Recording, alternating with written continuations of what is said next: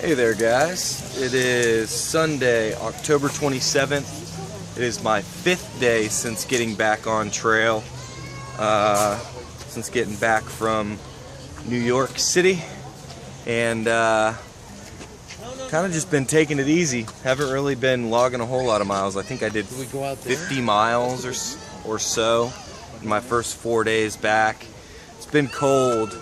And I'm still hiking by myself, so there's sort of no one around to influence me to roll out of my bag first thing in the morning. So that's one of the good things about hiking by yourself, is you just kind of start when you want and stop when you want. And when it's cold out, this Florida boy wants to start late and stop early. So that's kind of been my mantra for the past well, the first 3 days out. Yesterday, I aligned my focus, centered my chi, channeled my Rangeley energy, and did a 20 to the Graymore Spiritual Life Center. They allow thru hikers to tent on their ball field there. So yeah, that's where I made it to yesterday, and then I rolled out fairly early. I think I rolled out at about 9:30 today. It kind of warmed up last night. I actually was able to shed some layers while I was sleeping, so that was nice. And I think I'm like 7-ish, 7 or 8, something like that, into my day today. And I'm actually at a really cool spot. After you cross over the Hudson River near Peekskill, New York, you go by a trailside museum, and you also go by the Trailside Zoo, which is really cool.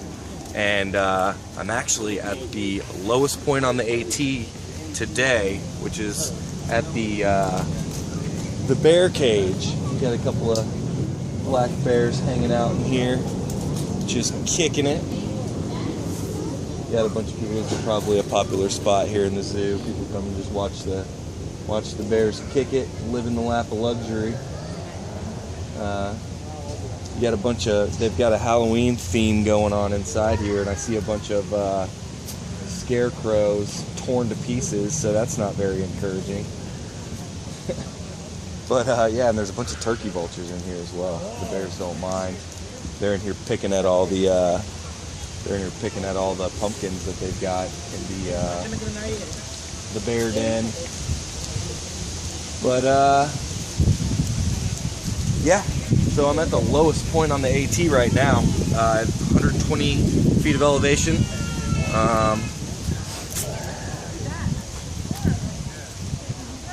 Bear Mountain is 1,300 feet. Got a little sign here that talks about it. But yeah, you know, not a ton has really been happening. Just kind of been rolling and dealing with the cold. I passed the Appalachian Trail Road platform, which is pretty cool. It operates on the weekends, and thru hikers can catch a train into the city. I almost want to say it's round trip for like $14. I didn't catch it from that spot, but that was pretty cool. It's like right on the trail, just a little platform, and right near there actually, there's a really cool native plant nursery that is really hiker friendly, and they let you camp there. I think it's just called Native Landscapes, something like that. But yeah, they're really hiker friendly. They let you camp there if you'd like, free of charge. You can take a shower. I think it's $5 to take a shower. Give water, and they've got, not really resupply, but they've got snacks and stuff for sale. Oh, and while I was there, I had been meaning, when I was in Monson, after I finished the wilderness, Two Socks was asking me about a plant or a tree that had dropped its leaves already, but it was fruiting, and it had red fruit and or red berries, and it was early in the morning, and I just didn't know what he was talking about.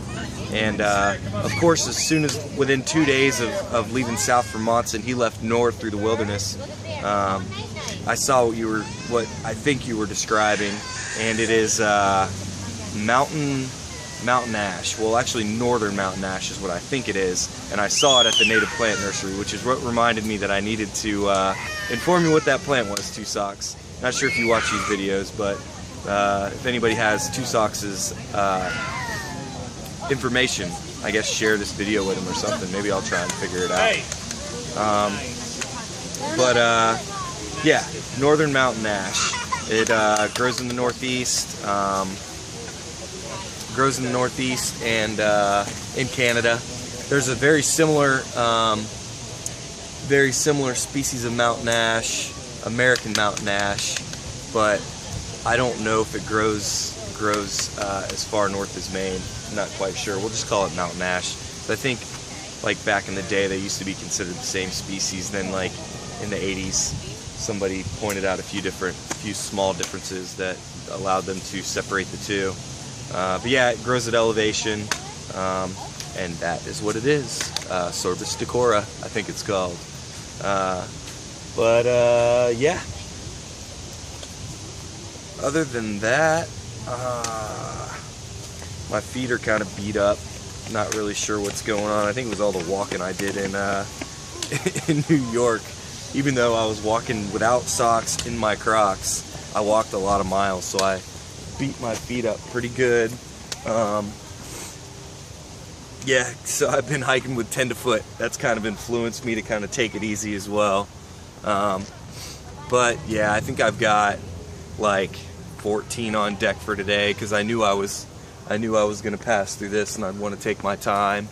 Also, I accidentally crossed over, I think it's Route 9, and I heard some music and saw people, and there was like a lake and a park. So I overshot where I was supposed to go after I crossed the bridge, and ended up at an Oktoberfest that they were having in the park here. Bear Mountain Park, Bear Mountain State Park, I think it is. So yeah, that was really cool, because I ended up getting a piece of pumpkin pie and a Coke. That was nice, and walked around and checked out just some of the little vendors that had cool handmade type stuff and things like that. It was just cool to, and I took my shoes off, which was nice. And just kicked it and walked around, and they had like a polka band playing. It was cool.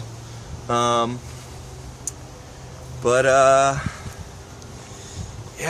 I don't really think I got a whole lot. Just been rocking and rolling.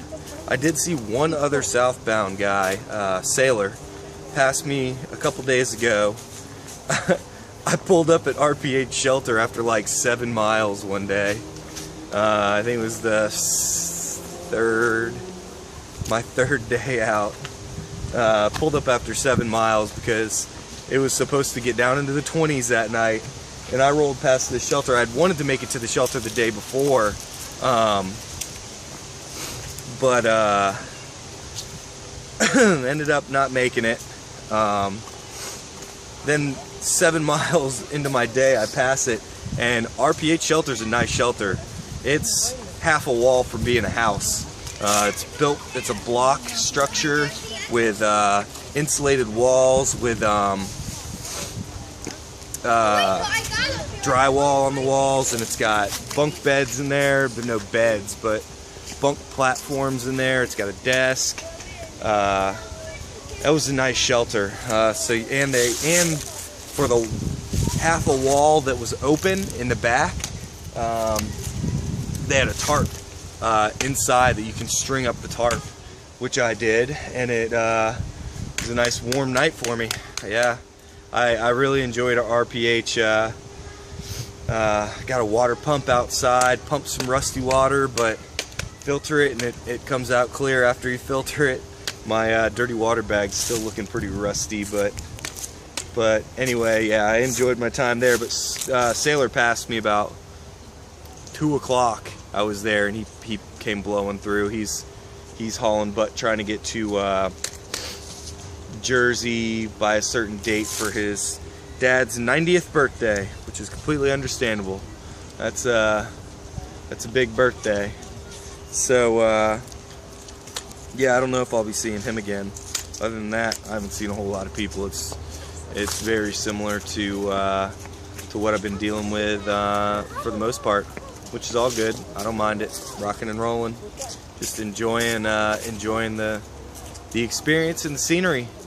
Also, while I was at RPH, it's funny. I was still kind of trying to convince myself to stay there, and I'm sitting down at the desk that they've got in there, and from the trail, it literally looks like a house. It's got like, it's painted. It's got like a legit front door. But anyway, I'm sitting in there, and I'm at the desk, and I'm looking at the guidebook, and I'm still mentally trying to convince myself to stay there rather than to keep going. And someone opens the door and peeks their head in there, and then says, "Oh, sorry," and shuts the door. And I'm like, "No, it's okay. You can come on in. It's open to the public." And it ended up being just a couple of I wouldn't even call them day hikers. It was more just a couple of people out for a stroll.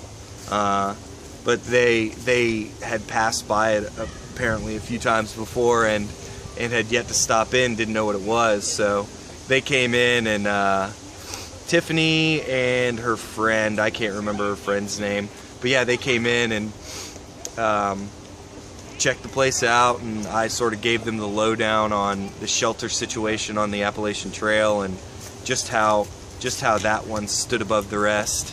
Well, the majority of the rest. You can make an argument for some of the other shelters being as nice. Fontana Hilton's pretty nice with hot showers. It's hard to beat hot showers. But yeah, informed them about, the shelter situation. And then, they started asking me about what I was doing. I told them I was through hiking, and sort of educated them on that whole experience. And it was cool. We chatted for about 10 minutes, and then they were on their merry way, and I had the place to myself. And 4 o'clock rolled around, and I ordered a pizza, because you can get pizza delivered to that shelter. Big influencing factor on why I stayed there as well. So yeah, I just chilled that day. That was a nice day. But yeah, I think today I was shooting for fingerboard, but I think I'm gonna pull up a little bit early. West Mountain Shelter, I think it's called. And then tomorrow I can either do a long day into Greenwood Lake, New York, or I can pull up at a shelter just like a couple miles, 2 or 3 miles before the town, stay at the shelter tomorrow night, and then do like an early in and out of Greenwood Lake, because I've got another mail drop there. Ladies already sent me another mail drop. You rock, lady. Thank you very much. I'm sure it's going to be a good one.